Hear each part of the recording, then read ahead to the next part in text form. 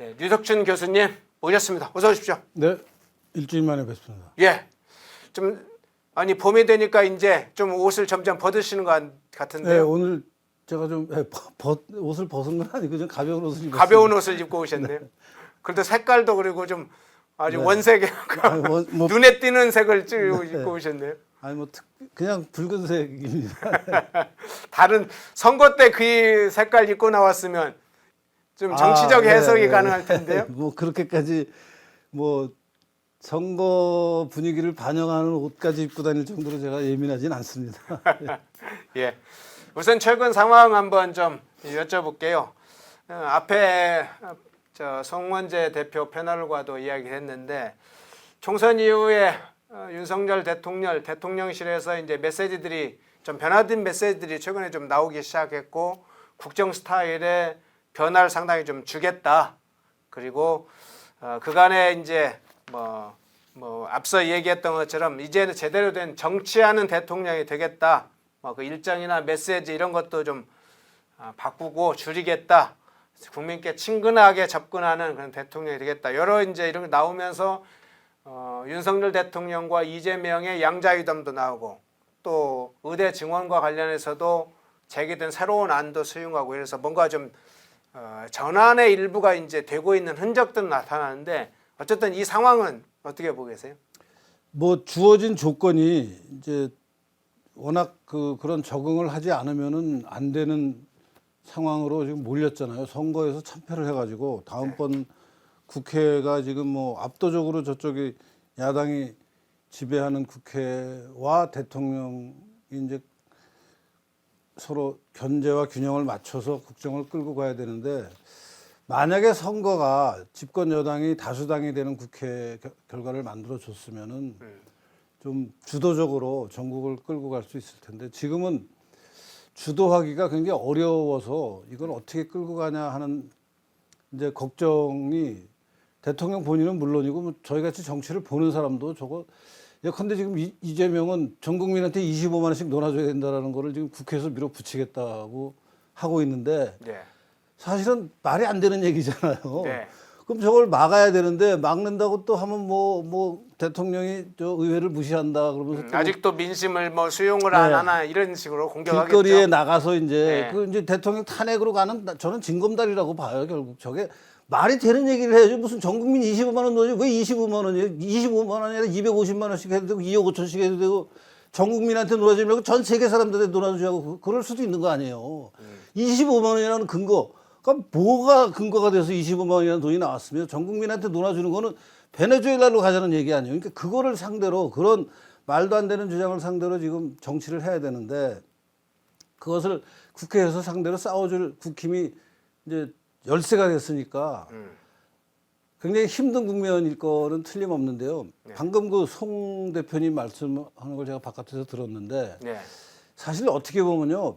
뭐 기대에는 못 미치지만 전국의 상황이 옛날 YSDJ 생각해 보세요. 박정희 대통령 절대 권력을 가진 분하고 의회도 유신 때 유정의 3분의 1이 여당에 있었어요. 그리고 또 공화당과 그때 뭐 신민당 그 야당의 대결을 보면은 공화당이 다수였어요. 그러니까 의회도 절대 다수였어요. 그런데도 싸웠습니다. 그러니까 DJ하고 우리가 YS를 우리나라 정치에서 빼놓을 수 없는 이유가 대통령이라는 권력, 거기다가도 그냥 보통 권력이 유신이라는 대단한 권력을 가진 대통령과 의회도 일방적으로 주도하고 있는 그 권력을 상대로 YSDJ는 그래도 싸웠습니다. 그래서 결국은 시간이 걸렸지만 말하자면 우리가 원하는 뭐 민주화라 그럴까요? 뭐 그걸 자기네가 이루어낸 거 아니에요. 근데 지금 집권 여당은 대통령 권력을 갖고 있어요. 의회는 소수지만 그러면 대통령 권력이 의회하고 최소한 이렇게 엇비슷한 권력의 수준이거든요. 거부권도 있고, 그러니까 의회가 뭐 일방적으로 일을 처리해서 대통령한테 이걸 하라 저걸 하라 요구하는 일이 불을 보듯 뻔한데 난 못하겠다. 25만 원씩 왜 넣어주느냐 하는 거 얘기를 하고 국민을 상대로 이건 말이 안 되는 겁니다. 우리나라가 베네수엘라로 가는 지름길입니다. 이 얘기하고 거부권 행사하고 그럼 또 뭐 재의결하고 또 거부권하고 뭐 탄핵한다고 난리 치겠죠. YSDJ는 절대 권력을 상대로 싸웠는데 지금 대통령 권력을 갖고 있어요. 바른 판단을 하는 사람이. 저는 그런 각오로 국정을 운영해야 된다고 생각합니다. 너무 저쪽에 다수 의석에 밀려서 그냥 끌려다니면은 베네수엘라로 가는데 그 베네수엘라로 가는 터닝 포인트가 윤석열 정부였다라는 역사의 평가를 받을 수는 없는 거 아니겠습니까? 베네수엘라 나타님 베네수엘라 예 25만 원 베네수엘라 아르헨티나행 티켓값 주지 말아야 뭐 이런 의견들을 주셨는데 예 정치권 하나 더 여쭤볼게요. 그러면 항상 한국 현대사에서 여야 관계는 긴장과 협력 때로는 협력하는 것 같지만 대립하고 갈등하면서도 뭐 이런 게 있었잖아요. 그럼요. 뭐 어느 네. 나라 정치나 다 그렇죠. 지금의 이제 윤석열 대통령이 양자회담을 하지만 그래서 야당을 뭐 국정의 파트너로 인정한다. 그래서 필요할 때 대통령이 만나서 협상도 하고 여야 대표 간에 회담을 해서 어떤 합의가 돼가면 그런 합의를 좀 국정 운영에 적절히 반영하고 이런 것들은 필요할 텐데 필요하죠. 예. 한편에는 민주당과 조국혁신당은 속으로는 또 대통령을 탄핵하겠다는 걸 하나의 궁극적 목적을 하거나 탄핵으로 가는 네, 수순으로. 조기 퇴진을 시키는 게 목적이지 않습니까? 네, 네. 그러면 이 양자 사이에서 여야 이 윤석열 대통령은 야당과의 관계를 어떤 정도의 관계들이나 원칙을 가지고 하시는 게 좋다고 봐요? 그러니까 기본적으로는 국정의 파트너지만 네. 이제 여야 관계가 뭐 어느 대통령이건 야당을 국정의 파트너로 봐야 된다는 원론적인 거는 당연한 일이고 다만 사안별로 쟁점별로 어떤 것은 양보할 수도 있습니다. 어떤 것은 양보 절대 하면 안 됩니다. 예컨대 25만 원 전 국민 나눠주는 거 이건 타협 안 되는 겁니다. 뭐 예컨대 의대 정원을 뭐 몇 명 늘리자 그래서 늘리는 거가 숫자가 100명이 될 수도 있고 1000명이 될 수도 있고 그런 거 타협할 수 있습니다. 얼마든지. 의료보험을 어떻게 하는 게 더 좋으냐 그래서 뭐 외국인 제한을 하자 말자 뭐 이런 여러 가지 예안들을 할 수 있습니다. 그리고 그거는 사정에 따라 타협할 수 있습니다. 그렇지만 기본적인 어떤 국가의 정체성에 관한 것이나 나라의 운명을 전 국민한테 25만 원 도와주더라는 거는 저는 이게 정말 무슨 마약 주사 놓자는 얘기하고 똑같은 거예요. 근데 그거를 동의할 수는 없는 거죠.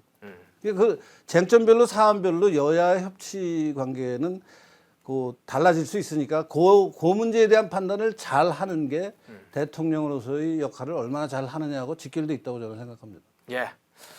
유적순 교수님이 이제 저희가 지금 5탄 이후에도 계속 이 이승만의 생애와 업적을 역사 강좌 비슷하게 이제 형식을 대담이지만 그렇게 하겠지만 중간중간에 제가 이게 정치적 이슈 시국 방담 형식으로 좀 이렇게 한 두세 개씩 여쭤볼게요. 네. 그래서 제가 뭐 제대로 아는 건 없지만 예. 뭐 아는 데까지 말씀드리겠습니다. 역사 문제가 현실에서는 또 역사에 이런 관련된 문제를 어떻게 작동시켜야 되는지도 관심사이기 때문에 그렇게 다루겠습니다. 오늘 본 주제로 한번 넘어가서 제국 신문 문제를 한번 다뤄볼게요. 네. 예, 띄워주세요. 자동으로 이렇게 띄워주시면 됩니다. 예, 제국 신문 그리고 조금 이따 매일신문도 한번 이렇게 띄워주시면 됩니다. 제국신문에 대해서 먼저 여쭤보는데 저 제국신문이 어떻게 생겼는지 그리고 제국신문에서 이승만 대통령과 어떤 관계가 있길래 그 어떤 역할을 했길래 제국신문에서 이승만을 이야기를 하는 것인가요? 저 제국신문 지금 화면에 떠 있는 게 네. 제1호입니다. 창간호입니다 지금. 저게 창간호인가요? 네. 저맨 쪽에 보면 제1호라고 01이라고 써 있는 것 같은데요. 네. 네. 그리고 저 제국은 가운데 저 태극기 비슷한 그 있잖아요. 저게 대한제국 국기입니다. 그러니까 이제 고종이 네. 조선이라는 나라를 유지하다가 우리도 이제 여러 가지를 좀 서양에 일본이 근대화를 했는데 일본이 뭐 명치 유신하면서 근대화도 했는데 서양을 따라가고 해서 성공한 것 같고 또 서양 여러 나라는 이미 각자 제국을 건설해서 지금 우리가 말하는 식민지 이제 쟁탈전을 벌이고 있는데 우리도 제국같이 바꿔보자 하는 취지로 이제 대한제국이라는 이름을 썼습니다. 그러고서 이제 나라를 좀 제대로 하겠다라고 해서 한편으로는 저 제대로 할 수 있겠느냐 하는 걱정과 의심과 한편으로는 그래도 이번에 좀 잘해서 나라가 좀 제대로 됐으면 좋겠다 하는 이 우려와 희망이 교차하고 있는 그때 이승만 대통령이 배제학당을 졸업하고 만민공동회, 독립협회 활동을 하면서 이제 국민을 계몽하려면은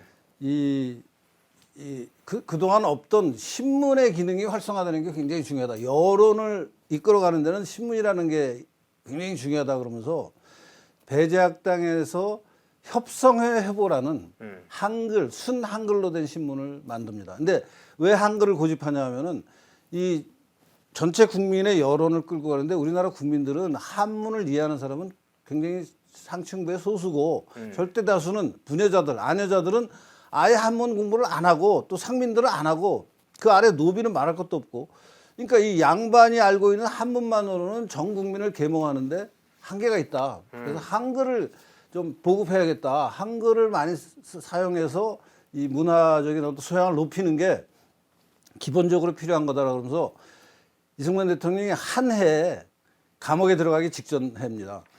한 해에 협성회 해보라는 맞은 배제학당의 학생회인데 그건 주간신문이었어요.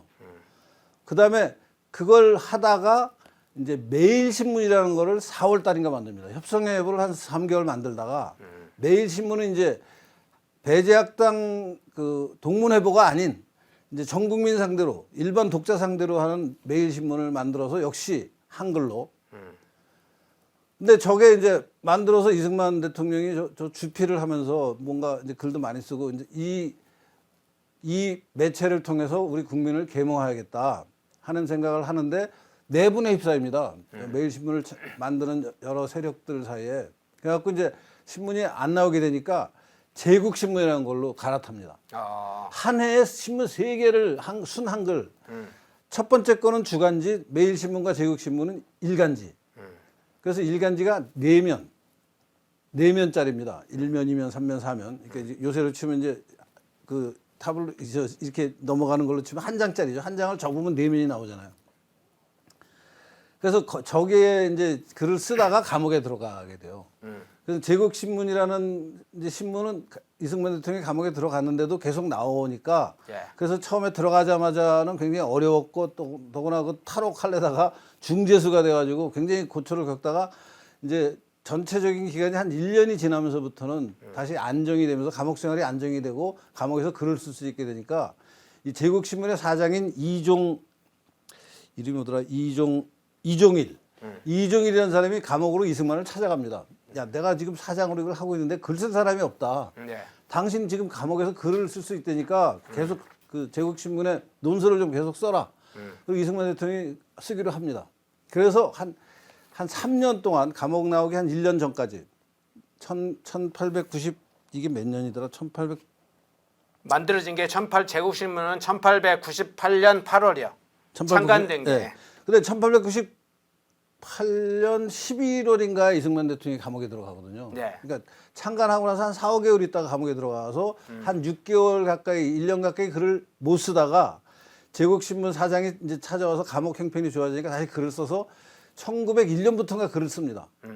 그래서 1903년까지 한 1년, 2년, 3년, 한 3년 동안 거의 매일 논설을 씁니다. 그래서 한 500편의 논설을 써요. 물론 기명으로 이승만이라는 이름이 달리진 않았지만 제국신문에 열혈 그 빠순이들이 있습니다. 여자들이 부녀자들이 굉장히 좋아했어요. 그래서 이승만 대통령이 쓴 글에 이승만 대통령을 쓴 거라는 거를 이제 필체를 보면 아니까 막 그 열혈 독자들이 나타나서 요새로 치면 빠순이들이 그때부터 나타납니다. 팬클럽? 네, 팬클럽이. 그런 게 이제 그 한 해에 순한글로 된 신문이 협성해보, 매일신문, 제국신문이 전부 이승만 주도로 나오게 됩니다. 그러니까 이승만 대통령은 초기 경력이 언론인이에요. 그래서 저 언론인으로서의 역할을 알고 앞으로 이제 감옥에서 나와서 공부를 해서 박사가 학위를 받고 독립운동을 할 때도 언론의 중요성을 굉장히 알기 때문에 대통령이 돼서도 그렇고 언론에 관해서는 이승만만큼 본인이 스스로 언론이 중요하다는 걸 알고 언론을 또 국정에 활용하는 방법, 언론을 통해서 자기의 어떤 입장을 끌고 나가는 방법 이런 게 굉장히 능한 분입니다. 사실은 지금 대통령들보다 훨씬 능합니다. 언론을 이용할 줄 알았던 우리나라 대통령은 이승만이 1번이고 아마 그 다음에는 YS고 그 다음에는 DJ일 겁니다. 지금 윤석열 대통령 같은 분도 언론을 어떻게 하면 국정에 자기가 유리한 방향으로 끌고 갈 수 있을지를 잘 활용 못한다고 저는 평가해요. 박정희 대통령은 언론을 좀 탄압한 면이 없잖아 있고 뭐 여러 스타일의 이제 대통령들이 있었는데 우리나라에서 언론을 가장 잘 활용한 사람은 이승만 대통령이고 저는 이 이승만 대통령의 이 자질을 오늘날의 정치인들도 좀 실제로 보면서 공부를 좀 해야 된다고 생각해요. 그렇군요. 제국신문 설명을 하다 보니까 협성의 회보, 매일신문 그 전에 이미 창간됐던 신문들 그 신문들이 어떻게 바뀌었는지까지 설명을 해주셨네요. 제국신문에 당시 이승만이 일면을 썼다고 그러죠. 일면 논설 부분을. 일면이 어디 신문이나 일면이 제일 중요하니까요. 가장 인기가 많고 중요하고 그러니까 일면 논설을 썼다고 하는데 국문에 능하고 한글을 아주 잘 쓰는 그런 학실 갖춘 인물을 찾기가 어려웠는데 이승만이 그래서 썼다는 거예요. 그만큼 당대의 젊은 지식인들 중에 뛰어난 학식과 의지와 세상의 그런 안목을 갖춘 그 글들을 제국신문을 통해서 썼던 장면들을 좀 소개를 해주신 것 같은데 이때가 이승만 대통령 나이 20대 후반입니다. 그러네요. 대단한 겁니다. 예. 야, 벌써 20대 20대 나이에 저렇게 했다고 하니까 대단한 일인 거죠.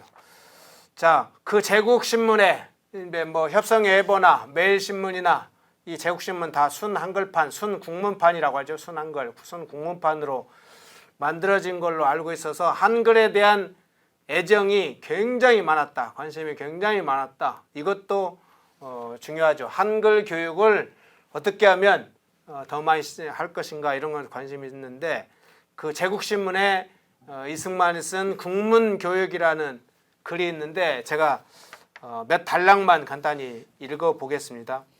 저기 잠깐만요. 그 예. 이미지를 한번 오늘 없으면은 지난번 하는 거에 제국신문 제호 아래 국문교육이라는 그 논설 제목이 붙은 가로로 있는 영상 이미지가 있는데 그거를 좀 영상 이미지, 사진 이미지요. 사진 예. 이미지가 있는데 혹시나 있으면 그거 한번 좀 띄워주시고요. 근데 그 사진을 찾을 수가 있는지 모르겠네요. 그러니까 하여튼 찾지 못하면 예. 읽는 사이에 그러니까 이승만 대통령이 1903년 네. 그러니까 28살 때입니다.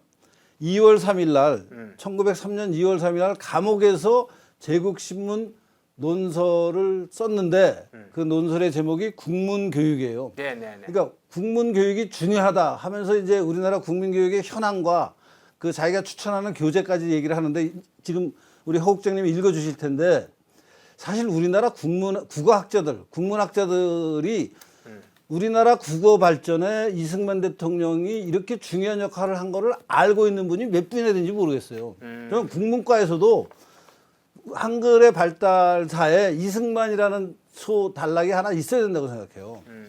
왜냐하면 신문을 순한글로 3개를 창간을 합니다. 지금 이승만이. 네. 그다음에 감옥에서 논설을 써요. 국문교육이 중요하다. 지금 그게 얼마나 중요한 글인지 한번 읽어주실 겁니다. 네.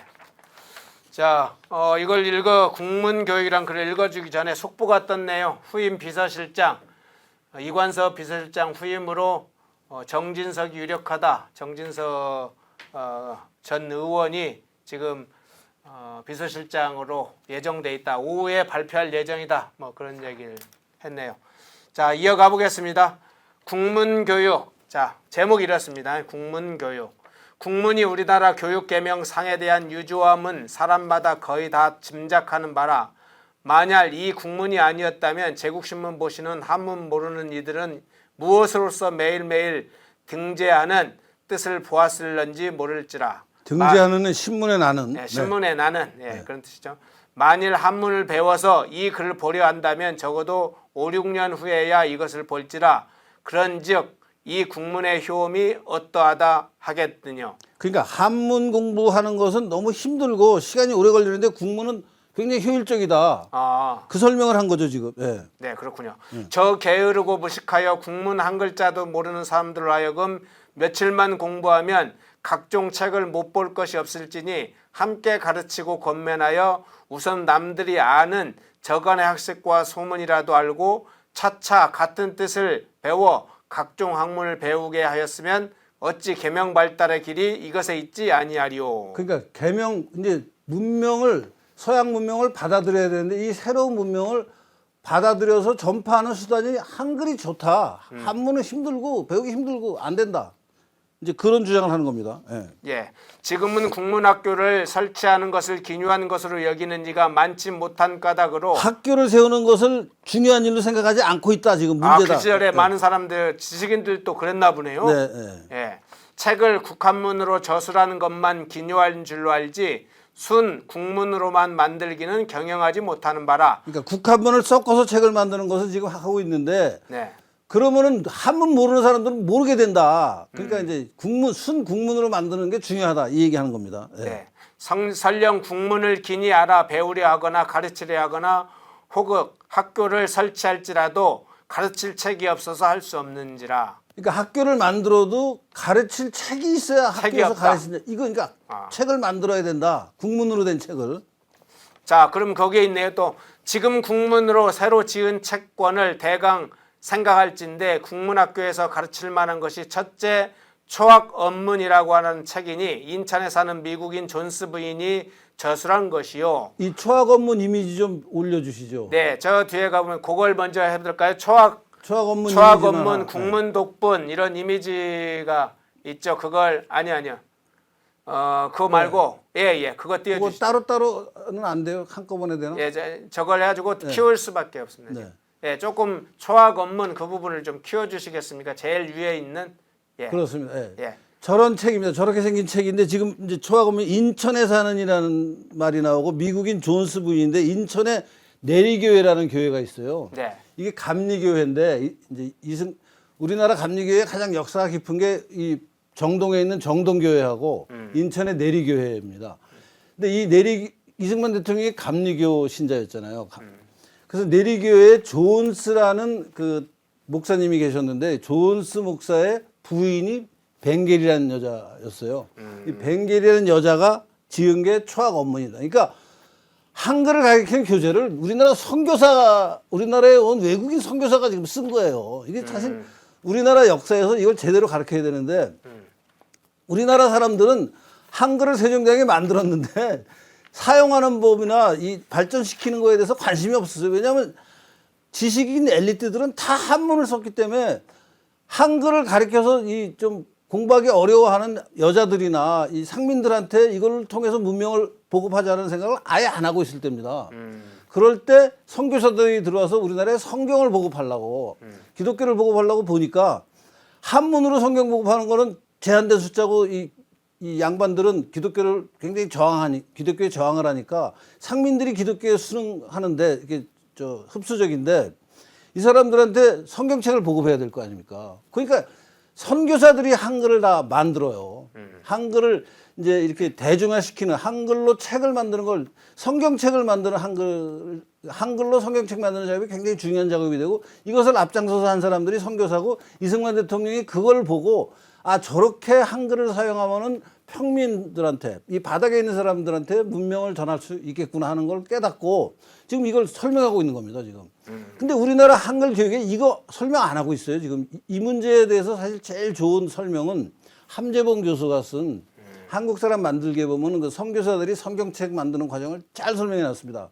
그래서 관심 있는 독자들 좀 그 책도 같이 보시면서 그러니까 선교사들이 얼마나 중요한 일을 했는지를 바로 이승만이 지금 보고 있고 이승만이 그걸 주장하고 있고 그래서 우리나라가 나중에 이렇게 문명 강대국이 되는 지금 한류가 전 세계를 휩쓸고 있는 거에 기초가 지금 이때부터 시작되는 겁니다.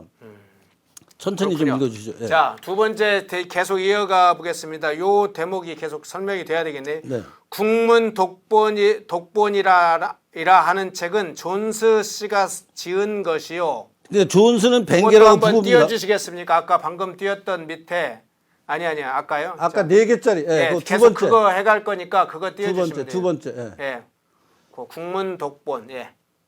저 국문 독본은 존스라는 아까 얘기한 그 존스의 부인 벵겔이라는 여성이 쓴 그 책이 초급 그다음에 국문 독보는 중급.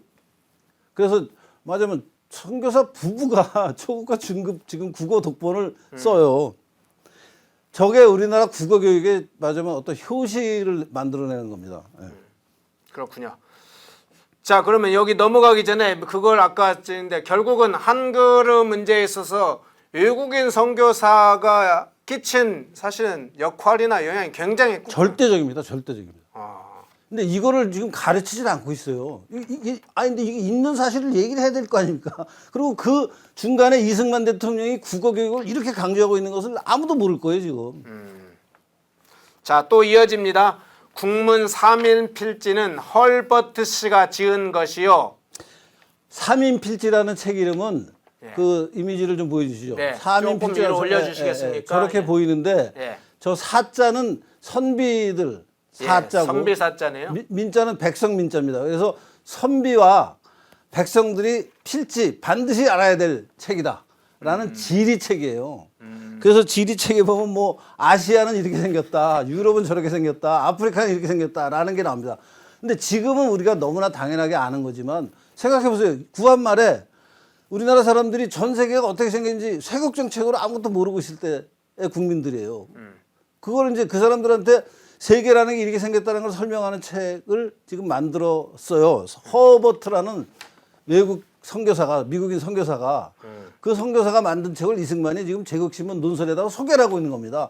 니네 이런 책을 갖고 공부하면 가르치면 된다. 한글 교육을 할 때. 네. 조선시대 때 사실은 청나라에 갔던 당시에 뭐 새로운 어떤 문명을 받아들이는 박지원이나 이런 받아들일 때 일부 이제 청나라를 통해서 지도가 들어온 적은 있지 않습니까? 근데 그거는 그런 것들은 상층부에서만 벌어지는 일이죠. 그렇죠. 근데 근데 바닥에 이건 있는 이제 사람들은 아무것도 모르는 겁니다, 지금. 지도인데 이건 아예 책으로 글로써 아메리카, 아프리카, 뭐 아시아, 유럽 이런 걸 다 책으로 소개를 한 거고요. 그 지도도 물론 나오죠. 책에 보면 이제 이렇게 지구라는 게 이렇게 생겼고 네. 전체 지구는 동그랗고 이걸 펼치면 이렇게 생겼고 그 재밌습니다. 아주 지금 보면 초등학교 교육이 이렇게 시작되는구나를 알게 됩니다. 예. 이어가 보겠습니다. 심산초학, 산수초학이라고도 하네요. 심산초학이라는 것은 교유에서 발간한 것이요. 국문산술이라는 책은 신혜영 씨가 번역하여 교유에서 박은 것이라 이 5가지가 소학교에 기묘한 국문 교과서가 될지라. 네, 그러니까 이제 국문으로 된 학교에서 가르칠 만한 교재를 이제 추천을 한 건데 국문산술은 산수를 국문으로 가르치는 거예요. 산수초학, 심산초학이라는 건 심사는 게 이제 산수입니다. 산수의 첫 번째 이제 초학이고 이런 것들 국문산술 이런 것들 책을 이제 만들었는데 지금 이미지를 못 구해서 제가 마지막에는 그 이미지 한번 보여주시죠. 예, 거기 보면은 산술 신서. 예. 네. 저것은 1900년 대한제국 학부 교육부가 이상설에 의뢰해 사범학교, 중학교 교육을 위해서 번역 편집한 교과서인데 이승만이 제국신문 논설에서 언급한 교회 발행의 순한글 산수교재 2권, 심산초학이나 국문산술은 실물 이미지를 못 구해서 이 책 표지를 제가 넣었습니다. 그러니까 저건 이제 한글로 된 순수 산수 교재인데 이미지가 없어서 대체해서 지금 산술 신설을 넣어놓군요. 산술 신설이니까 순한글이 아니죠. 저건 아니군요. 순한글은 이제 심산초학. 심산초학. 네. 그다음에 국문산술 이 2가지가 순한글인데 저게 없어서 이제 저 이미지를 제가 대체. 저건 한문으로 돼 있나 보군요. 저 표지도 한문으로 해놓은 거 보니까 예, 한문으로. 예. 그러니까 산수를 가르치는데 뭐 1 더하기 1은 2다 이제 이런 걸 가르칠 거 아니고 초학이니까 예. 그것을 한문으로 가르치면 한문을 알아야 공부를 할 거 아니에요. 예. 근데 한문 모르는 사람들도 공부할 수 있게 한 거죠. 예. 예.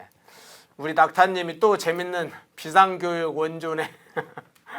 그러니까 이승만 대통령의 업적을 사실 이런 식으로 보면요. 네. 우리나라 국어 발전에 결정적인 역할을 한 분입니다. 근데 우리나라 국어 학자들이 이거 레코그나이즈를 안 하고 있어요. 인식을 안 하고 있어요. 이것도 예. 문제입니다. 알겠습니다. 자, 국어 문법이라는 것도 한번 뒤에 좀 더 읽어야 아니 되나요? 이거 마지막에 좀 계속 말씀드릴 게 하나 있습니다. 아까 예. 그 읽다가 마신 부분. 예, 더욱 긴절한 것은 국문의 문법이라 국문을 지을 적에는 다 글자를 낸 까닭이 있었으나 공부를 힘쓰지 않고 버려두어 연구하지 아니하며 지금 쓰는 국문이 문법에 어긋나는 것이 많으니 이 역시 개탄할 바라. 서양 교사들이 혹 고쳐 만들기도 하고 혹 새로 발명도 하여 교정한 것이 많으나 다 각기 의견이 달라 일정한 규모가 없는지라. 그러니까 이제 국어 문법이 지금 부실하다 이런 얘기를 한 거죠. 예. 계속 하시죠. 근일에 주상호, 주시경이죠. 네. 주상호 씨가 국문 문법을 한 해가 넘는 동안이나 국리하고 상고하여 한 권을 피력하였는데 그 글자에 생긴 시초와 음의 분별됨과 어찌 써야 옳은 것을 질정하여 놓았는데 국문 배우기에 가장 도움이 될지라. 누구든지 이 책을 발간하여 놓으면 큰 사업이 될지라. 뜻이 있는 이중 의노다고자 한다면 정동 배제학당으로 가면 만나오리. 이상 몇 가지 책은 불가불 보아야 할지니 널리 구하여 보기를 권면하노라. 그러니까 이제 이 논설의 마지막에는 주시경이 국어 연구한 것을 성과를 낸 책이 있는데 그것을 출판하는 사람은 돈을 벌 거다. 사업에 성공할 거다라는 얘기까지 하고 그 사람을 만나려면 정동에 있는 배제학당 찾아가면 된다. 이 주상호가 이승만한테 권총을 집어넣어서 탈옥하게 만든 절친이잖아요. 그러네요. 주상호 씨. 네. 예, 몰래 권총을 들어오게 네. 그 주시경을 통해서 들어오게 했지 않습니까? 황해도 후배예요. 고향 한해 후배예요. 네. 엄청 근데 이 주상호는 일찍 죽습니다. 35살인가 34살인가 요절을 하는데 그 아까 이미지 중에 저 국어 문법인가 그 좀 이미지 하나 보여주. 예, 그거 좀 크게 좀 해서 보여주십시오. 예, 국어 문법. 예. 저게 주상호가 쓴 우리나라 국어를 나중에 최연배 선생이 네. 1930년대 일제 때 한글 맞춤법 통일안을 만듭니다. 그 한글 맞춤법 통일안이 지금까지도 큰 영향을 미치는 우리나라 그 국어 문법의 책인데 그것에 맞으면 이게 아버지격 되는 책이에요. 그러니까 주상호가 저 책을 쓰고 주상호의 제자인 최연배가 한글 맞춤법 통일안을 만들어서 지금 오늘날 우리가 쓰는 한글 문법의 기본 틀이 나오는 거거든요. 굉장히 중요한 책입니다. 저 책을 지금 이승만이 소개하고 있는 거예요. 저기 논설에다가 제국신문이라는 일간지의 논설에다가 지금 국어 문법이라는 책을 주상호가 새로 썼다. 이거 공부해야 된다. 이 책을 출판할 사람 찾아가라. 지금 그 얘기하고 있는데 얼마나 중요한 얘기를 하는 거예요. 근데 지금 우리나라 국어 교육 가르치는 분들이 이런 역사를 알고나 있는지 모르겠어요. 그렇군요. 자, 국어 문법까지 마침 소개를 좀 해주셨고요. 야, 시간이 좀 꽤 되었네요. 청일전기로 한번 좀 넘어가 보겠습니다. 이것도 이제 순한글로 쓰여졌다고 하죠. 이 청일전기 알만한 분들은 이제 청일전기를 아실 텐데 일단 청일전기가 어떻게 해서 나오게 된 건지를 먼저 좀 소개를 해주시겠어요? 아니, 그러니까 청일전기라는 거는 이제 글자 그대로 청나라하고 일본하고 전쟁한 기록입니다. 청일전기. 근데 이것은 이승만이 대통령이 되기 전이죠. 젊었을 때. 이제 청나라하고 일본하고 우리나라에서 동학난을 계기로 싸움이 벌어져서 청나라가 이기는 걸 보고 저거 일본이 이기는 걸 보고 청나라가 이제 물러나고 일본의 세상이 되면 우리가 일본의 식민지로 가는 이제 호랑이 입속으로 들어가게 되는 거구나 하는 것을 깨닫고 이 청일 전쟁이라는 것이 얼마나 중요한 전쟁이고 이것은 왜 일어났고 이 전쟁의 결과는 앞으로 어떤 영향을 미칠 거다라는 것을 국제 정치적인 시각에서 책을 쓴 겁니다. 왜냐하면 이걸 알아야 전 국민이 앞으로는 다시 이런 일을 안 겪을 교훈으로 삼기 위해서. 그래서 그 서문에 보면요. 저 굉장히 재미있는 표현이 있습니다. 저거 한번 읽어 주실 수 있을까요? 저 서문요? 네. 예, 서문에 그런 서문이 여기 텍스트로 안 나오는데 텍스트는 안 나와 있는데요. 제가 한번 읽어볼게요. 예. 지금 화면에 보이는 걸 그런 읽어보면 지역이로 시작하는 것 같은데요. 그런 중간입니다. 서문의 중간 한 2페이지 되는 서문의 중간인데 그런즉 임진왜란보다 더 큰 난리가 갑오전쟁이요. 갑오전쟁이 갑오년에 청일전쟁이 일어났기 때문에 갑오전쟁이라고 부릅니다. 청일전쟁을. 그러니까 임진난보다 더 큰 난리가 청일전쟁이다. 그 다음에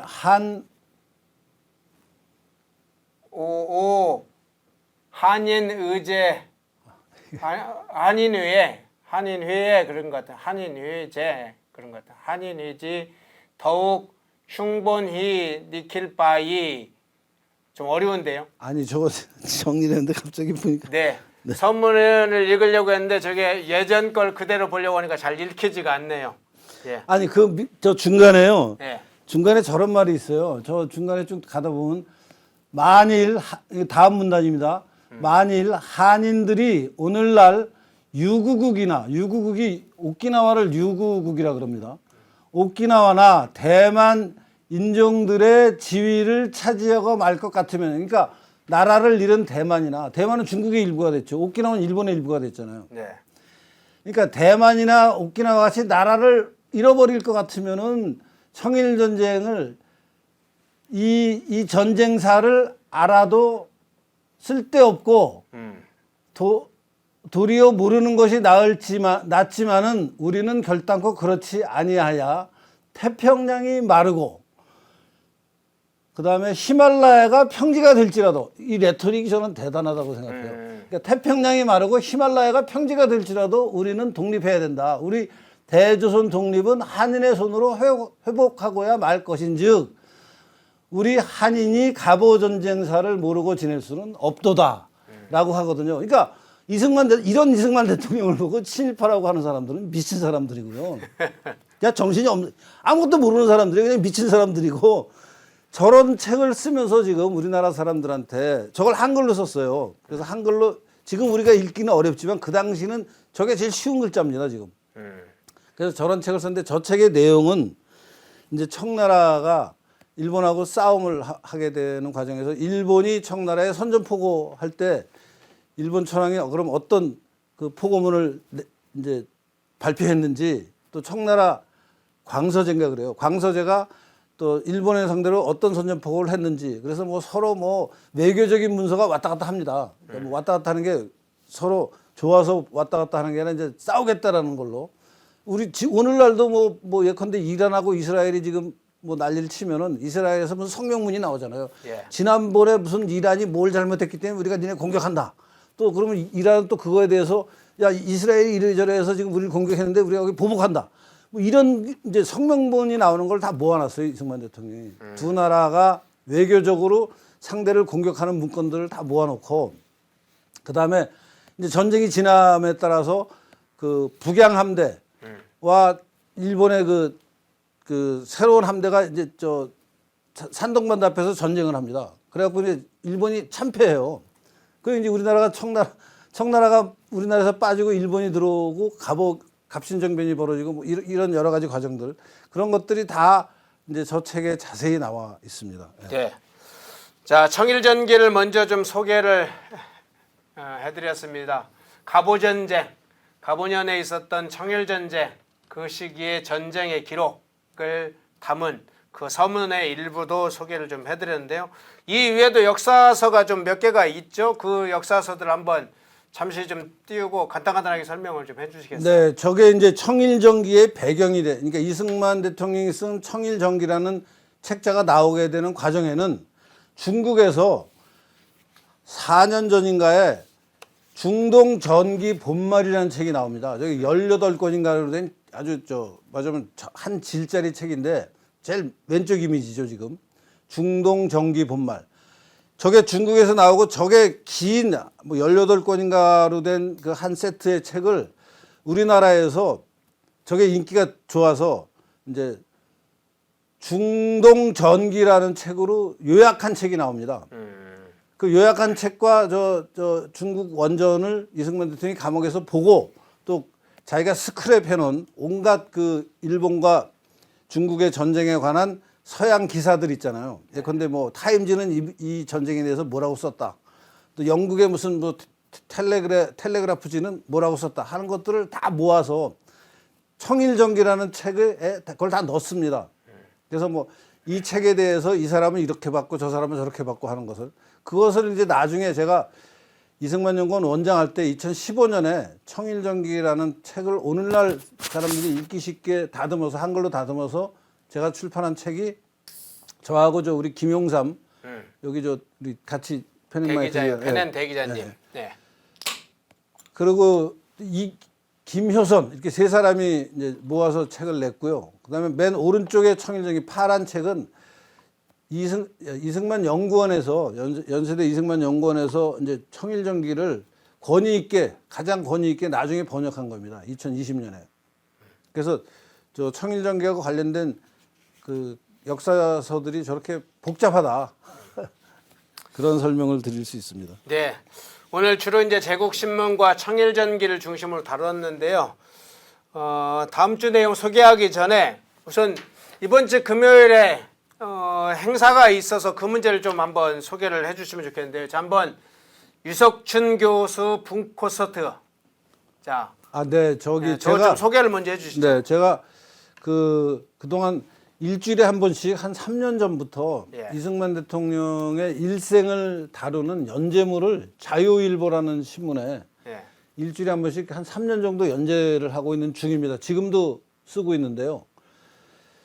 이제 그 연재물이 일주일에 한 번씩 3년이 쌓이니까 뭐 150회가 넘었습니다, 지금. 분량이 꽤 되고 해서 처음에는 저거를 한꺼번에 한 3권 정도로 책을 낼 생각을 하면서 준비하고 있었는데 최근에 그 건국전쟁이라는 영화가 그 국민대사에 굉장히 반향이 크고 해서 그 영화에 여러 가지 그 제가 이제 말로 했던 거를 뒷받침하는 그 내용들을 빨리 책으로 내는 게 좋겠다고 해서 이제 요번에 2권 크게 봐서 이승만 대통령의 큰 그 시기를 이제 3가지 단계로 나눴습니다. 첫 번째는 이제 성장해서 태어나서 성장하고 해방될 때까지 독립운동을 하는 기간 내내 그거를 1권에 담았고요.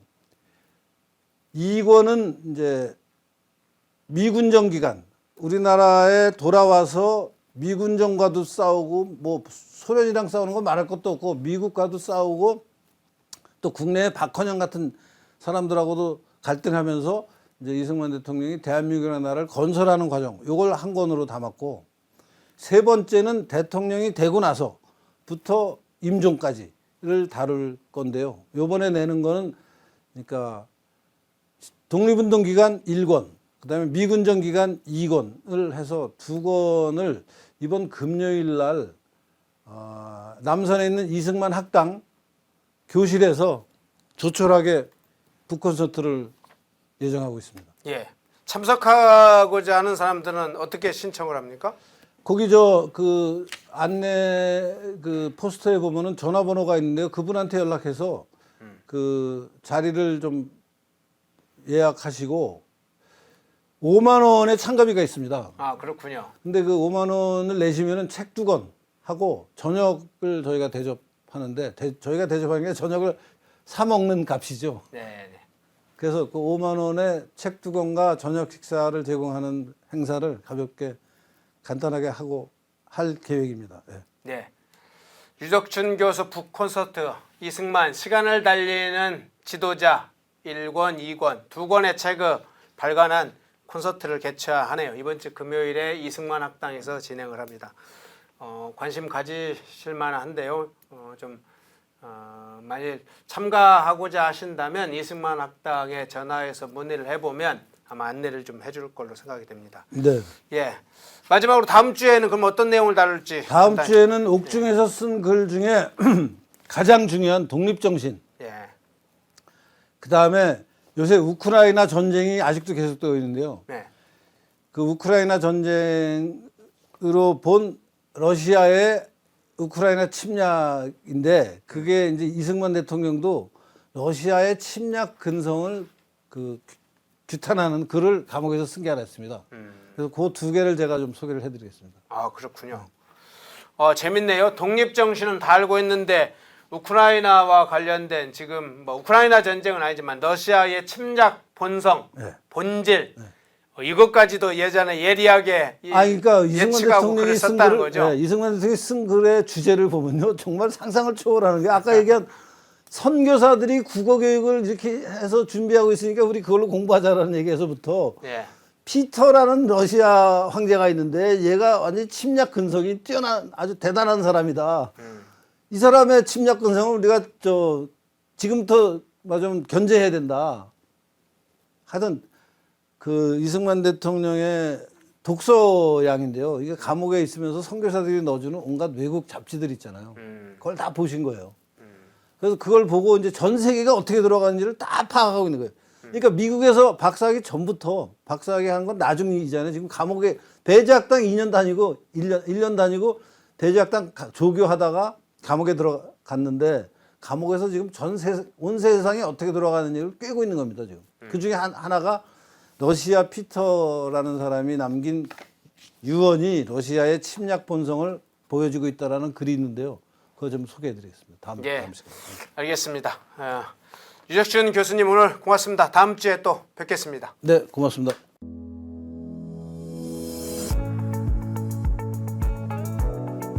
광주에다가 우리 이승만 대통령의 건국 이념의 핵심이 바로 자유니까 이 자유 이념이 보다 굳건하게 인식되고 또 시민운동으로 성장한다면은 민족 운동도 한 단계 더 높은 단계로 고양될 수 있지 않을까. 광주에서의 그 학당 강좌 개설은 다른 지역보다도 더 특별한 의미가 있겠다, 그런 기대를 하고 있습니다. 함께 연구하고 함께 토론하고 나아가 함께 행동하는 아름다운 시민연대에 참여하지 않으시겠습니까?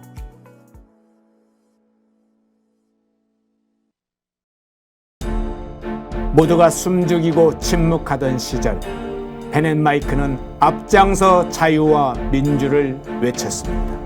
자유파 정권 탄생을 위해 싸웠습니다.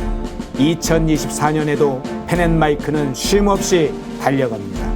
2024 총선 자유파 승리를 위해 노력하겠습니다. 자유민주주의 최재수의 선봉이 되겠습니다. 왜곡된 대한민국 역사를 바로 세우겠습니다. 2024년에도 펜앤마이크를 응원해 주십시오.